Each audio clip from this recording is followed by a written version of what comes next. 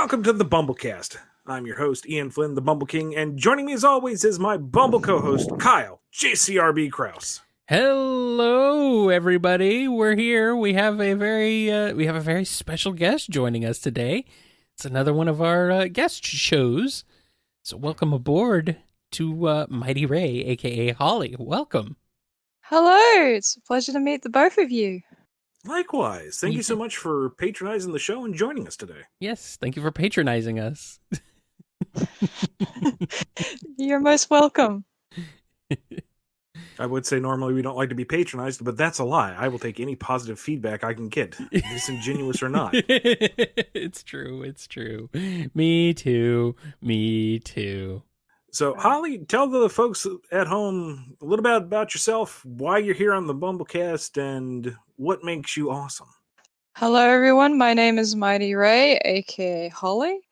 I am a quiet weirdo who lives in a place called Queensland, Australia, and I first got into Sonic when I was around about 15 years old through the Archie comics and Sonic Heroes. That's where I first discovered Mr. Flynn's work, and I pretty much was glued to the comics through my local newsagents, and then afterwards through a comic shop, and then sadly fell out because money problems, of course. Mm-hmm. But I've always been a bit of a fan of the Archie comics. I draw a lot on DeviantArt, and I also used to hang around your forums, Mr. Flynn, before it shut down. Yeah, I thought I remembered the screen name. Yep. I have vague memories of that as well. From the times I poked in on there and was like, hello, people. And then left. Except not really. Big contributor that Kyle was. Except not really. I posted a few times. The forums. When they were broken. That was a good time. And when they wouldn't update, or when they would update, or when something wouldn't work right, or when someone went on some long, angry tirade, or a very pleasant but horrible tirade. Man. It was a good community, but that was so much work, and I am kind of shuddering to think of having to do it again someday. So, no to the forums, but still, glad you're back, MightyRay. Thank you. So, you were a lapsed fan for a little bit, but where are you now in terms of your Sonic media consumption? My urge to draw Sonic stuff, mainly Ray the Flying Squirrel, has not died, despite my depression doing its absolute amazing effort to nearly crush it altogether. Mm-hmm. May 2018 rot under the ground where it belongs. Yeah. Yeah, I know that feel all too well myself, so I get it. So glad you're still here. And glad you're still a fan of Ray. Ray is cool. Ray doesn't get enough. He sure is. Ray doesn't get enough love. I was glad to see him return in Mania. It was nice. One of the hardest #knowing smiles I've had to restrain was when I went out to California for a big meeting with Sonic Team when we were getting the IDW book up and running. And they gave us a bit of a preview for Team Sonic Racing. I was like, okay, that's cool. And I was speaking to one of the staffers, and they said, oh, yeah, and we've also got some DLC coming to Sonic Mania. And I'm like, oh, cool. What are we going to have? And they kind of gave a furtive look, and I'm like, come on. We're all friends here. I'm not going to tell anybody. And they go, playable Mighty and Ray. And I may have done just like a little happy hop in a 360 right there. And it's like, I can't tell anybody about this for how long? Oh, man. You didn't even tell me. No. Nope. See, I'm bad with secrets, but I've learned to be better about it. And it hurts.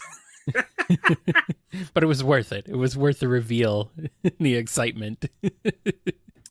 And I'm assuming you've played Encore mode, MightyRay. I've played a little bit. I couldn't play too much, sadly, because my eyes are like, oh my god, this is too much. But let me tell you, when that was first announced, it was 7 a.m. in the morning where I was, and I got tagged on the Sonic Stadium by like at least 2 to 3 people.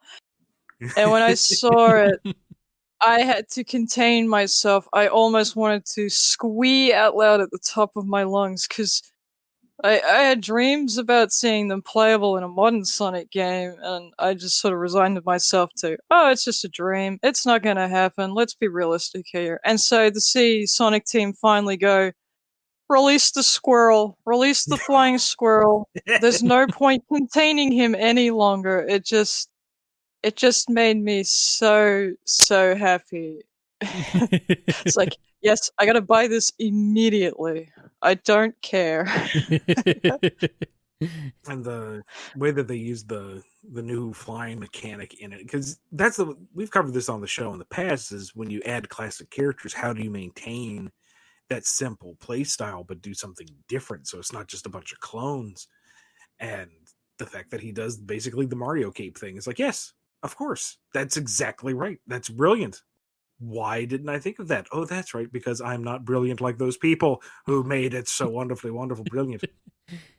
Yes, we're not game designers, but luckily Christian Whitehead and co are, and they're brilliant. And here I almost said something. Uh-oh. I'm not sure if that's been confirmed yet, so I'm gonna just bite my lip. Uh-oh. We got a knowing smile live on air. I mean, I think given the context clues, some people can put it together. It's not that big of a deal, but I should probably be good. No, being good. Psh. Why would you do that? Yeah. Why would you start now? Hey, everybody's got to start sometime. I guess. But otherwise, what have you been up to? What are you reading? What are you watching? What has got Mighty Ray going on? At the moment, I've mainly been drawing my butt off. Mainly I'm do sorry like for your small butt, little. but I'm glad for your productivity. Yeah. Mainly draw like small little marker pictures on DA, and I post them there and in Twitter as well. Aside from that, I've recently got back into Digimon Okay. for some reason.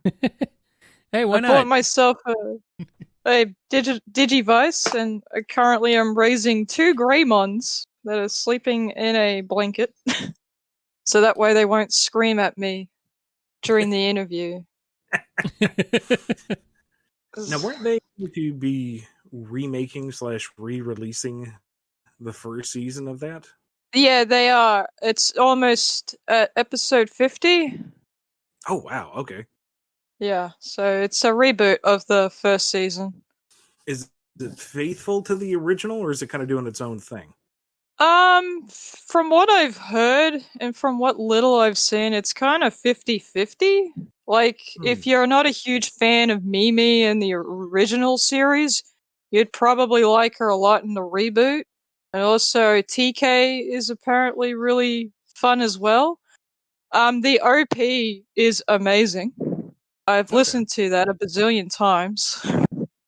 As unfortunately, if you're hoping all the Digimon get like super cool transformations, they don't, except for Taichi and Matt. They get the special cool transformations, and everyone gets the budget filler stuff. So if you were hoping to see whole Magna Angemon get a really cool, super awesome transformation, that was not in the planning production. It's committee's mind. That's too bad. So, yeah.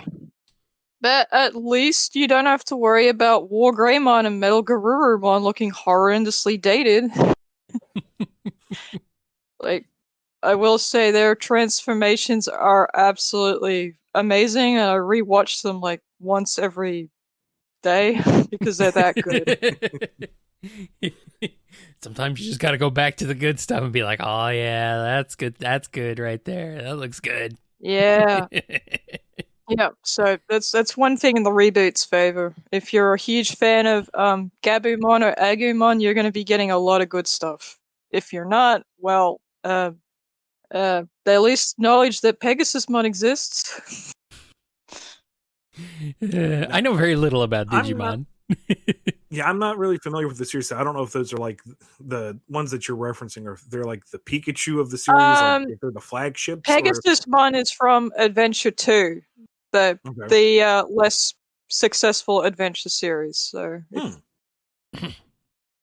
yeah, I watched Adventure 1 and 2 when I was little, and then fell straight out of it once Tamers was released, because I was expecting like a straight continuation season 3, and instead it's like, it's a reboot. And my little mind went nuts to that. Went back and watched it years later because I found out that one of the writers of one of my favorite anime, Serial Experiments Lane, worked on it, and I'm into like weird sci-fi stuff, so I thought, I might as well give it a second chance. Even if it's the English dub, I don't care. Gave it a second chance, and it was pretty good. It held up pretty well, English dub-wise. I'm sure the Japanese dub is probably a lot better, because a lot of mid-2000s anime dubs aren't the best. Yeah, well, budgets were low then. Now here's a question, and maybe you don't know because it's not within your experience in anime viewing, but a lot of the English dubs seem to be just straight up American English. Do you know if they have like separate British or Australian dubs, or do you have to listen Um, to the Yanks the entire time?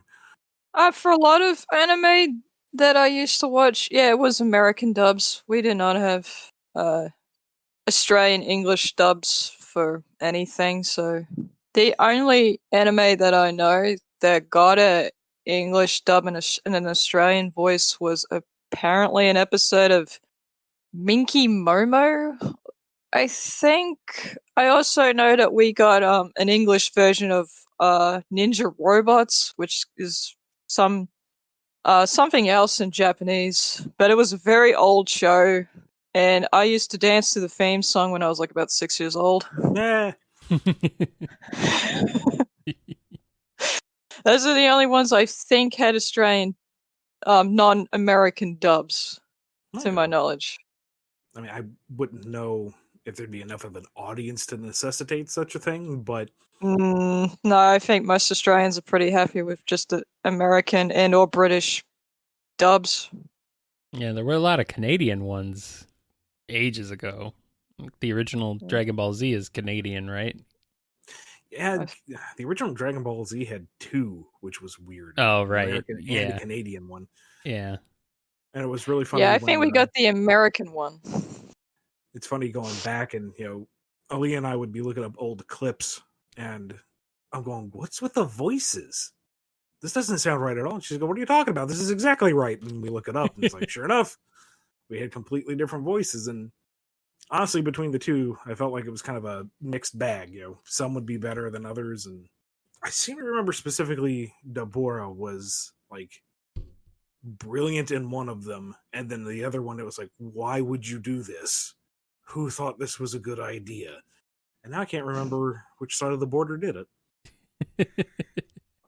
Riveting commentary, I know. I know. I know very little about Dragon Ball Z aside from what we watched of abridged. Mm-hmm. Of course. Once you get back up here, we're going to sit you down. It's going to be a 1-day marathon because I think we got you through the Frieza saga. You got to get through the androids. I feel like we got caught up on that. We went through Did the we? androids, Okay. yeah. All right, never mind then. Yeah, because I remember Android 18 was freaking awesome. No, yeah, okay. You said you were following the comics for a bit. How far did you get before you had to break off? I got up to the Sonic Unleashed saga and the post reboot. Oh, okay. So I got up to there, and then unfortunately my comics didn't carry the Archie comics anymore. So that's just then so I just follow along for the plot synopsis, and then the Archie lost the licensing, and I was like, oh, well, that sucks. Yeah. Yeah. It's like, thanks for getting my hopes up. I was so excited to see Mighty again, but hey, legal issues. Whatever, man. We did get at least that one story where Mighty got to throw down with Werehog Sonic. And that one was by Tyson Hess, if I remember correctly. So we got a little bit of Mighty action. Delicious. Yeah, I'm getting. I am always grateful for Mighty and Ray action. I'm getting word that Diamond stopped distributing the comics in Australia, so that's why they stopped carrying them. Huh. Well, oh that my goodness! sucks. You mean when a monopoly doesn't cater to other people, it's a problem? Yeah, I know. Weird. Weird. Yeah. Freaking Diamond Man. That sucks. That sucks. But you got way further than I thought you would. Usually when I hear folks say that they got into the series and had to drop off for a bit, it was either somewhere in the Dark Ages or like a couple years into my run. So, maybe I guess Iron Dominion era where they just had to drop off for whatever reason, and then they come back and what happened? Yeah. I got into the series around 160, so I didn't that's get into the Dark Ages. Right. Oh, wow. Yeah, that 160 is right. Is Ian's first issue. So. Yeah, around 161 onwards, I followed it, and I was like, "Oh, this isn't too bad," and kept collecting it, because it was the only thing that was Sonic that I liked. Because I'm really fussy. I grew up with Spyro and Crash and Ratchet, so my ears get pretty fussy when it comes to voice acting and that. And Sonic kind of didn't cut it for me. Plus, the gameplay was a bit. So the comics were constantly good. So I went, "Hey, I'll give you my money. You're good. Here, have my money. Keep going. Keep writing. Have my money." I appreciate that. Especially since you started at Darkest Storm, which is about the most continuity dense slog you could possibly jump onto. Ooh. Yeah, I just sort of it was just cool, and because I read the wikis a lot, yeah, I used to religiously read the Wikipedia articles before the Fanon thing came. I could follow it to a degree because I'm that kind of weirdo. It's like, oh, I don't know what's going on. I know. I'll go to the internet and read everything. That's one way to do it. To be fair, to understand that labyrinth up to that point, a wiki would be good to have. Yes. Yeah. Yes. And my favorite issues, I'd have to say, was the Sonic Universe one where Ray pretended to go super. I thought, that's so badass. Good on you, kid. And my favorite one is Mighty going ham and Ray telling Matilda, whoa, whoa, whoa, hold the phone. You ain't abandoning my boy. What are you doing? It's good times. Yeah. And I do appreciate your tastes prior to Sonic with Crash and Spyro and Ratchet. All awesome animal platform characters. I drew so many Spyro FCs, it's not funny. I'll make a Spyro FC with a flower growing out of their head. It's a little dragon. And I'll have a blind dragon. And I'll have a buff dragon that's got like 20 tattoos and huge piercings. I don't care. Hey, why not? Whatever. That's the beauty about coming up with your own stuff. Just come up with whatever you want. Yes. I love I've always loved Crash in particular. I don't know, there's just something fun about him. I've always wanted to see a Crash and a Sonic crossover. I think they would work well together. Yeah, Panda getting into all the mischief in the world. Interesting to see if we would be able to allow Crash to speak, or if he would have to remain emotive and mostly mute. He could probably babble some stuff, or like occasionally you could have him go, like, "Whoa!" point at something, and then like something huge comes on the horizon, or he's just like really like animated body language wise. Like you can have him do little dances while Sonic's talking. Like I don't know, slam poetry with some guy dancing in the background while Sonic plays this verbal smackdown.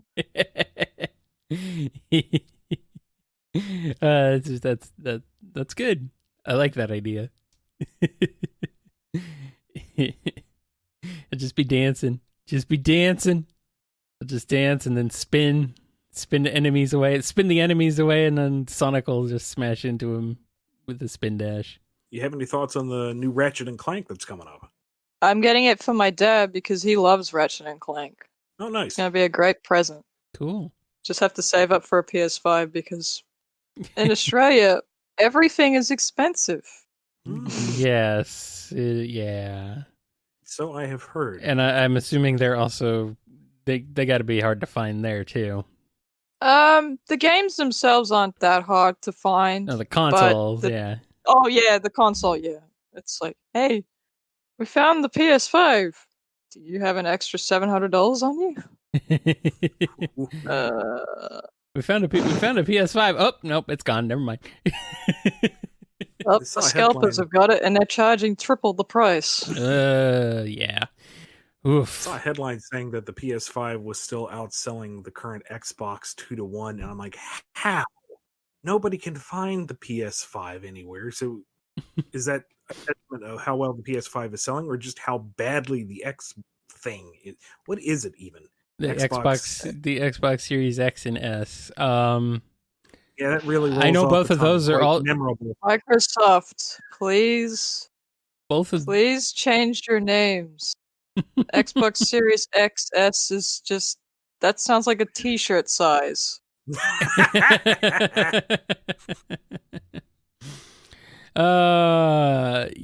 it's the whole naming thing. Xbox is terrible with names. Microsoft has always been terrible with names. Look at all the names that Windows has gone by. And the numbering. I'm having flashbacks to Vista now. And the numbering of them is just no. It's like I think 10 is technically supposed to be 9, but they couldn't call it 9, and things got all weird. And it technically is 10 if you count certain Windows operating systems, but not others. And sometimes it could be like 11. It's a mess. Microsoft, at least. Go ahead. At least I'll give Microsoft one thing. At least they, for some reason, my brain decided, hey, look, buff guy Marcus Phoenix is now your best friend. It's like, okay, sure, shooter guy is my friend now. Or pair him with Ray. They can have adventures together. Wait, what? Why? Just do it. Marcus Phoenix and Ray the Flying Squirrel. That sounds great. Yeah, Phoenix Ray. That's like Doomslayer and Isabel from Animal Crossing. Yeah. Grizzled Super Machismo dude and tiny yellow adorable mascot. Well, a trend here. Well, I mean, Ian, the whole plot of Doom 2 is that the aliens or the demons killed your pet bunny. So Really? now you're on a rampage to avenge your pet bunny. I endorse this entirely and look forward to the next God of War featuring Kratos and Pikachu. Yeah, his little cute bunny Daisy. Yeah. I love that dichotomy. That's my favorite thing is having the super macho dudes who have like cute pets or things like that. That's my favorite. Poor old Marcus gets Ray in a box and he's like, oh no, Sonic characters have invaded. And immediately Damon Baird's like, there's Sonic characters everywhere, get them out, don't keep that one. So Marcus just keeps Ray around out of obligation because who's going to keep the little guy in line if he keeps getting into all sorts of weird nonsense? No one else is going to. Sega doesn't seem to be in a rush. Yeah, what was that, Ian? Your pitch for Sonic Forces 2 is sounding weird. but I can't really dismiss Oh, it. it gets weirder. It gets weirder, baby. My pitch involves monsters, mental illness, and everyone's favorite, dance-offs. Of course. It's gotta have dance offs. Infinite just Yeah. teleports in. Your moves are weak.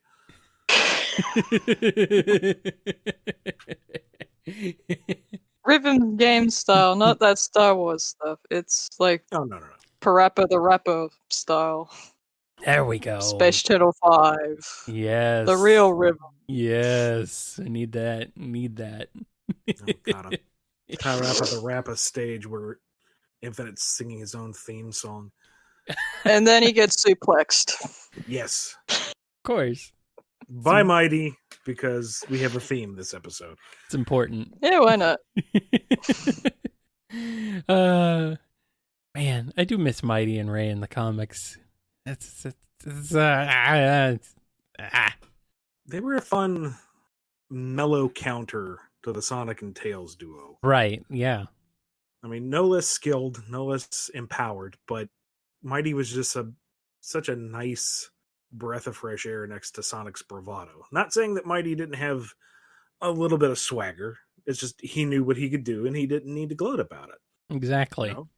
That's one of the get things done, and he'll do it if he has to. But otherwise, he's just going to chill. That's one of the things I like about Mighty. He was a humble dude who could punch a hole through a mountain.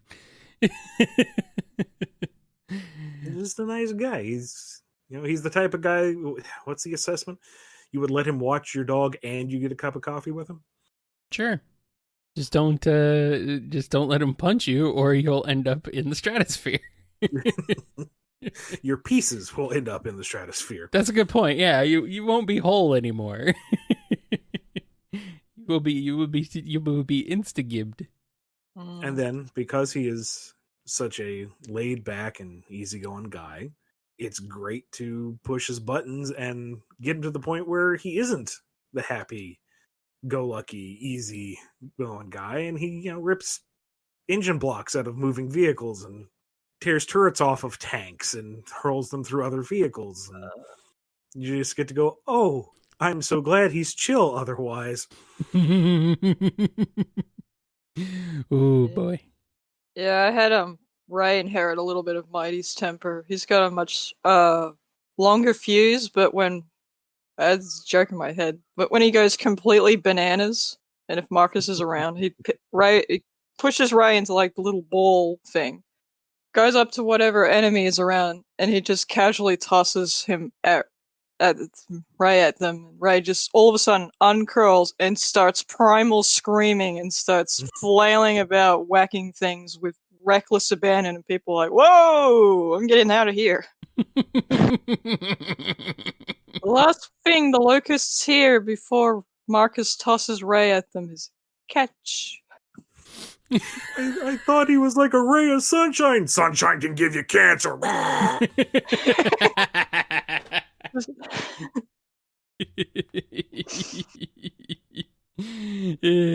That's pretty good. That's pretty good. I like it.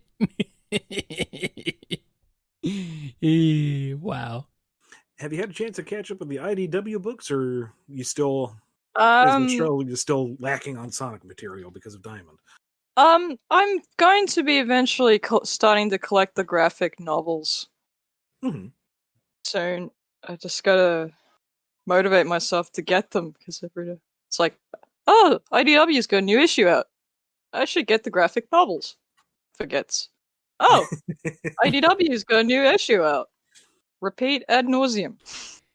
Yeah. If you hold out a little bit longer, the Year 1 collection should be coming out soon. Ooh. Chat, help me out. See when's that coming out. But yeah, I think it's getting like a nice big hardcover edition. So that's 1 through 12 right there. Ooh, that'll be nice. Very nice. Sweet. Yeah, that's a good one. What's the plan for Year 2? Any plans for that yet? Or? I don't know, dude. Like it was when starting this series, I wanted to break myself of the habit of doing these big, long-running epics that just keep going and going and going. I wanted to have more concise, almost shonen-esque arcs. And then I'm plotting out Metal Virus, and it's like, this is going a little long. Sin says it comes out June 29th. Really? That's soon. Awesome. Thank you, sir. Yeah. Nice. Okay, check for that. We need that. What are some of your other favorite things about Sonic and or Sonic related stuff? Some of my favorite things about Sonic, well, there's quite a few. Before I became hooked on flying squirrels, my favorite characters was Cream the Rabbit, because she's an absolute cutie. And I will always stand her for that one episode in Sonic X where they had her do a missile dropkick into ML, and I thought that was the coolest thing ever. Shadow, because he looked cool. Nowadays, Omega has taken his place as the cool, edgy guy in my favorite characters pantheon. I used to love playing Sonic Advance Free a lot. I'd have Cream and Knuckles together, and I'd cheese for everything because that's the way I like to play my video games. Perfect. I managed to actually get to the actual final boss, but I still can't beat it. I do love non-aggression, though. Non-aggression is awesome track. So cool. What else do I like? From constantly drawing and finding obscure characters to draw. I did love Sonic Rush. Sonic Rush was pretty cool. Oh yeah, of course. I mean, Blaze. I mean, that's a thumbs up in my book right there. Generations was such a dream to play. If only they stuck the landing with the final boss. Yeah, seriously. Time Eater was such a letdown. What is it with the final bosses? They can't seem to nail it. Like in the classic era, they got it, but man, for some reason, the final bosses in most of the 3D games seem to be shaky. So it's weird like that. Like Sonic Heroes, Sonic slow to fly. Yeah, like Sonic Heroes final boss, it looks awesome, but actually playing it is a kind of a slog and a nightmare and a glitchy mess. Once you figure out what they want you to do with SA2, it's cool. It's a little, I guess there is that, yeah. But once you get it, it works just fine. Yeah, the whole concept and everything of Sonic Adventure 2's final boss is really neat. And of course, you know, the whole cinematic feel of with the Shadow also going super that's pretty cool. But it seems like they kind of struggle with bosses in the modern era for some reason. If I had it my way, I'd scab a little bit from Yakuza and have like a final showdown with Sonic and whatever bad guy of the week they get. And they do like, you know, a dramatic pose each, and then like have them zoom at each other, do a showdown thing, and then go from there. Maybe scab a little bit from Metal Gear Rising: Revengeance, because some of that could work well in a Sonic game. Just obviously tone down the violence to the point you can actually let your kids play and not have to go, don't worry about what Raiden's doing, honey. Just pretend he's just taking the lights out of the bad robot guys. Yeah, they're just bad robot guys. It's all good. It's all good. I don't know. I'd pay a pretty penny to see Eggman just walk down from his mech going, "Nano machines, son!" Oh yeah, he totally would do that. And Rules of Nature would fit in with any Sonic vocal track. I don't care what you say. Absolutely. Yeah, some Yakuza-inspired stuff would be perfect. It's weird. I mean, they're made by Sega. I mean, you can just take and just lift the whole engine out. Why not? For one battle. I'm sure there wouldn't be any conflicts in the code at all. No, of course not. Nah, you can do it. Give Sonic a sword. Wait, they already did that. Caliburn is like Rex. It's like, must we do this again, Sir Sonic? A better sword. I kind of like. I remain a Black Knight apologist. I kind of like Black Knight. Yeah, I kind of like it. I haven't played Black Knight. I kind of like it. It's not great, mind you, but it's still got its charms. It's like Sonic Heroes in that way. I would play Black Knight before I played Heroes again, readily. Mm. Well, I mean, you can't really play Sonic Heroes unless you are readily committed to playing the same game 4 times. Yeah, I was that person. Yeah. I mean, I was too. Unfortunately, I had the PS2 version.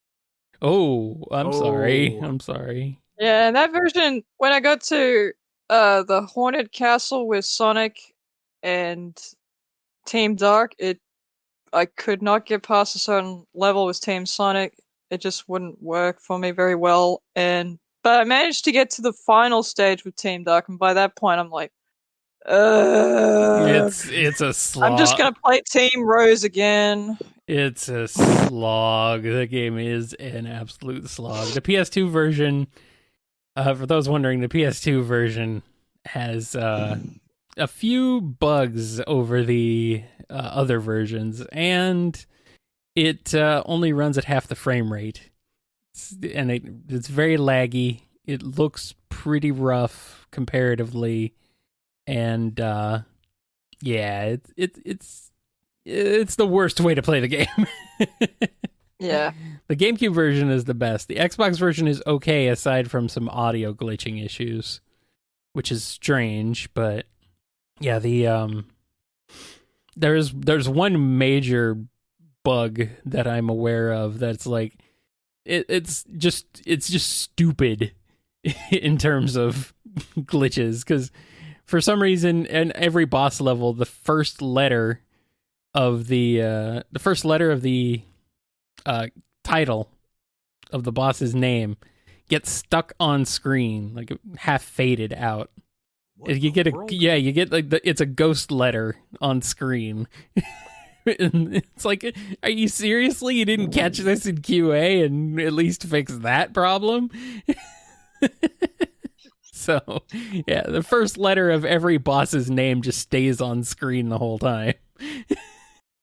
It's bring bad. it back around a bit, when there was that bit of a developer's insight, and they said that they were looking at the whole Sonic mythos for other teams, and Mighty and Ray were in the running to be brought back. Mm-hmm. Number one, criminal that didn't happen. Number two, who would have been the third? Because Ray would obviously be their flying, but would they have sacrificed Mighty as the speed type, despite the fact that he is, up to that point, mostly known in fanon for being strong? Or would they keep him the power type? Who would be the speed? Who would it be? Like, they're nice little duo. Could be Honey the Cat. But Honey was still like super obscure at that Or point. they could have made Mighty the speed guy and put in Heavy as the power character. Have him blow everything up with bomb and lift things around. Yeah, maybe. That could have worked. Yeah. That would have been pretty neat. They could have also gone with they could go with the Red Sonic from Super Sonic Bros, the arcade game. Oh, wow. let's just throw in a literal palette swap. Why not? You want a deep cut. That's super deep. What are you talking about, Kyle? Red Sonic's already on Team Sonic. Oh. Yeah, that's true. And also Orange Sonic. Apparently it was Fang or Knack. Fang, aka Knack, who could have been Fang the third one, which is Bean and Bark were in the mix too. Like, we could have potentially seen a legitimate Team Hooligan before it became a thing, which just blows my mind. Yeah, that would be really cool. I mean, they may not have gone that route, clearly, but you never know. Somewhere out there's an alternate timeline where we actually got Sister Sonic and we've got the Hooligans and Sonic Heroes. Sister Sonic, what? That's so weird. I'm glad we got the real Potful Mail instead. Sure. But still. But what could have been? What could have been, Kyle? Yeah. What could have been indeed. Well, do you got anything else you want to ask us or mention, Holly? Let's see. No, I don't really have much else to talk about. Do you have any questions about me? You're more than welcome to ask. I think we've appropriately pried into your private life. Do you want to share your DeviantArt or Twitter account with the folks that are listening? Sure. If you want to see obscure stuff, feel free to follow me at MightyRay at Twitter, or you can watch me on my DA, which is MightyRay at DA. Just MightyRay at DeviantArt. I love obscure stuff. I mean, hey. Yeah. Obscure stuff is fun. Exactly. Because it's obscure. It sure is. And I always like it when you bring stuff out of the mothballs, Ian. That's the best. Bring back some of the good stuff from the old days, or some of the bad stuff from the old days, and make it good. Well, I've kind of run through a lot of the more well-known obscura, so I guess next up I'm actually going to have to do a legitimate Sister Sonic. Oh no. I don't think Sega's gonna let you do that, buddy. Who knows though? Maybe they will. Challenge. If the design of Sister Sonic leaks, you might be able to get through. Hey, there you go. Who knows if it actually even got that far? Who knows? More obscure and bizarre stuff has come out, so who knows? Yeah, yep. And who knows what's on the horizon for Sonic in general at this point. Yeah, it's weird. And we'll find out soon enough. Well, thank you for joining us, Holly. We greatly appreciate your time, the fact that you were able to support the show, and thank you so much for everything. You're most welcome. It was a pleasure talking to you guys. Yes, Likewise. Thank you. Yes. That's going to wrap us up for this special edition of the BumbleKast. Thank you again to MightyRay. Give her a look. And be good to yourselves, be good to each other, and we'll see you next time on the BumbleKast. Bye for now. Thank you, Holly. Bye. Bye-bye. See you later. Cat, I left the door open immediately to your left. Stop scratching at the door. But I want this one open, not that one. Holy crap, they listened. You've been listening to the BumbleKast, a co-production of Bumble King Comics and the KNGI Network. Original theme music composed by Ken Coda Snyder. Remixed intro by T-Lopes. Find out more information, along with podcast feeder links, MP3 downloads, and more at bumbleking.com and kngi.org.